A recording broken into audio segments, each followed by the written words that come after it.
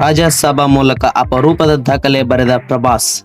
PAN India super star Prabhas ನಟನೆಯ the Rajya Sabha cinema ಮೊನ್ನೆಯಷ್ಟೇ ಬಿಡುಗಡೆಯಾಗಿದ್ದು ಮೊದಲ ದಿನವೇ ವಿಶ್ವದಾದ್ಯಂತ 100 ಕೋಟಿಗೂ ಅಧಿಕ ಗಳಿಕೆ ಮಾಡಿದೆ. ದಿ ರಾಜಸಭಾ ಸಿನಿಮಾಗೆ ಮಿಶ್ರ ಪ್ರತಿಕ್ರಿಯೆ ವ್ಯಕ್ತವಾದರೂ ಸಹ ಬಾಕ್ಸ್ ಆಫೀಸ್ನಲ್ಲಿ ಸುನಾಮಿ ಎಬ್ಬಿಸಿದೆ ಸಿನಿಮಾ. ರಾಜಸಭಾ ಸಿನಿಮಾದ ಮೂಲಕ ನಟ ಪ್ರಭಾಸ್ ಒಂದು ಅಪರೂಪದ ದಾಖಲೆಯನ್ನು ಬರೆದಿದ್ದಾರೆ. ತಾವು ಭಾರತದ ನಂಬರ್ 1 ಪ್ಯಾನ್ ಇಂಡಿಯಾ ಸ್ಟಾರ್ ಎಂಬುದನ್ನು ಖಾತ್ರಿಪಡಿಸಿದ್ದಾರೆ. ಪ್ರಭಾಸ್ ನಟನೆಯ ದಿ ರಾಜಸಭಾ ಸಿನಿಮಾ ಮೊದಲ ದಿನ 100 ಕೋಟಿ ಗಳಿಕೆ ಮಾಡುವ ಮೂಲಕ ಪ್ರಭಾಸ್ ನಟನೆಯ ಸತತ 6 ಸಿನಿಮಾಗಳು ಮೊದಲ ದಿನವೇ 100 ಕೋಟಿ ಗಳಿಕೆ ಮಾಡಿದಂತಾಗಿದೆ. ಈ ಅಪರೂಪದ ದಾಖಲೆ ಪ್ರಭಾಸ್ ಹೊರತಾಗಿ ಭಾರತದ ಇನ್ಯಾವ ನಟರ ಬಳಿಯೂ ಇಲ್ಲ ಎಂಬುದು ವಿಶೇಷ. ಪ್ರಭಾಸ್ ನಟನೆಯ ಬಾಹುಬಲಿ 2 ಮೂಲಕ ಶುರುವಾದ ಈ 100 ಕೋಟಿ ಕಲೆಕ್ಷನ್ ದಿ ರಾಜಸಭಾವರೆಗೆ ಬಂದಿದೆ. ಸಿನಿಮಾ ಹೇಗೆ ಇರಲಿ, ಪ್ರಭಾಸ್ ಸಿನಿಮಾ ಮೊದಲ ದಿನ 100 ಕೋಟಿ ಗಳಿಸುವುದು ಖಾತ್ರಿ ಎಂಬಂತಾಗಿದೆ. ಪ್ರಭಾಸ್ ನಟನೆಯ ಬಾಹುಬಲಿ 2, ಕಲ್ಕಿ AD, ಸಲಾರ್, ಸಾಹೋ ಮತ್ತು ಆದಿಪುರುಷ್ ಚಿತ್ರಗಳು ಮೊದಲ ದಿನವೇ 100 ಕೋಟಿ ಕ್ಲಬ್ ಸೇರಿ ಇತಿಹಾಸ ನಿರ್ಮಿಸಿದ್ದವು.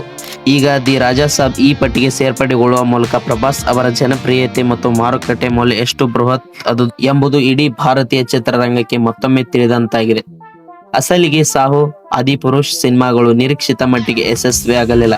ಆದರೂ ಸಹ ಆ ಸಿನಿಮಾಗಳು ಸಹ ಪ್ರಭಾಸ್ ಇದ್ದರು ಎಂಬ ಏಕೈಕ ಕಾರಣಕ್ಕೆ ಭಾರಿ ಕಲೆಕ್ಷನ್ ಅನ್ನೇ ಮಾಡಿದ್ದವು. ಈಗ ದಿ ರಾಜಸಭಾ ಸಿನಿಮಾದ ಕಥೆಯೂ ಹಾಗೆ ಆಗಿದೆ. ಕೇವಲ ಪ್ರಭಾಸ್ ಇದ್ದಾರೆಂಬ ಕಾರಣಕ್ಕೆ ಸಿನಿಮಾ ಬಾಕ್ಸ್ ಆಫೀಸ್ನಲ್ಲಿ ಮುನ್ನುಗ್ಗಿಕೊಂಡು ಸಾಗುತ್ತಿದೆ.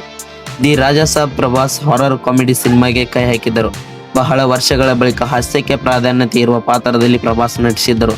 ಆದರೆ ಸಿನಿಮಾದ ಟ್ರೇಲರ್ ಬಿಡುಗಡೆ ಬಳಿಕ ಸಿನಿಮಾದ VFX ಸಾಧಾರಣವಾಗಿರುವುದರ ಹಾರರ್ ಸಿನಿಮಾದ ಟ್ರಿಕ್ಸ್ಗಳು ಇರುವ ಬಗ್ಗೆ ಟೀಕೆಗಳು ವ್ಯಕ್ತವಾಗಿದ್ದವು. ಈಗಲೂ ಸಹ ದಿ ರಾಜಸಭಾ ಸಿನಿಮಾ ಬಗ್ಗೆ ಸಾಮಾಜಿಕ ಜಾಲತಾಣದಲ್ಲಿ ಒಳ್ಳೆಯ ಅಭಿಪ್ರಾಯಗಳಿಲ್ಲ. ಆದರೂ ಸಹ ಪ್ರಭಾಸ್ ಇದ್ದಾರೆಂಬ ಕಾರಣಕ್ಕೆ ಜನ ಸಿನಿಮಾ ವೀಕ್ಷಿಸುತ್ತಿದ್ದು ಬಾಕ್ಸ್ ಆಫೀಸ್ನಲ್ಲಿ ಗಳಿಕೆ ಆಗುತ್ತಲೇ ಇದೆ.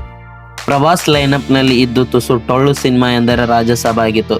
ಆದರೆ ಅದು ಸಹ ಮೊದಲ ದಿನ 100 ಕೋಟಿ ಗಳಿಕೆ ಮಾಡಿದ ಬಳಿಕ ಪ್ರಭಾಸ್ ನಟಿಸಲಿರುವ ಮುಂದಿನ 4 ಸಿನಿಮಾಗಳು ಪಕ್ಕಾ ಬ್ಲಾಕ್ ಬಸ್ಟರ್ ಎಂದು ಈಗಲೇ ಪ್ರಭಾಸ್ ಅಭಿಮಾನಿಗಳು ಲೆಕ್ಕ ಹಾಕಿಬಿಟ್ಟಿದ್ದಾರೆ.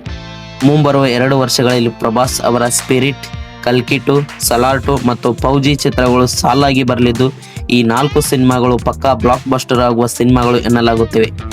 ಮೊದಲ ದಿನವೇ 100 ಕೋಟಿ ಗಳಿಸುವ 10 ಸಿನಿಮಾಗಳನ್ನು ಹೊಂದಿದ ಏಕೈಕ ಭಾರತೀಯ ನಟ ಎಂಬ ಕೀರ್ತಿಗೆ ಅವರು ಪಾತ್ರರಾಗಲಿರುವುದು ಖಾಯಂ ಎನ್ನುತ್ತಿದ್ದಾರೆ ಅಭಿಮಾನಿಗಳು.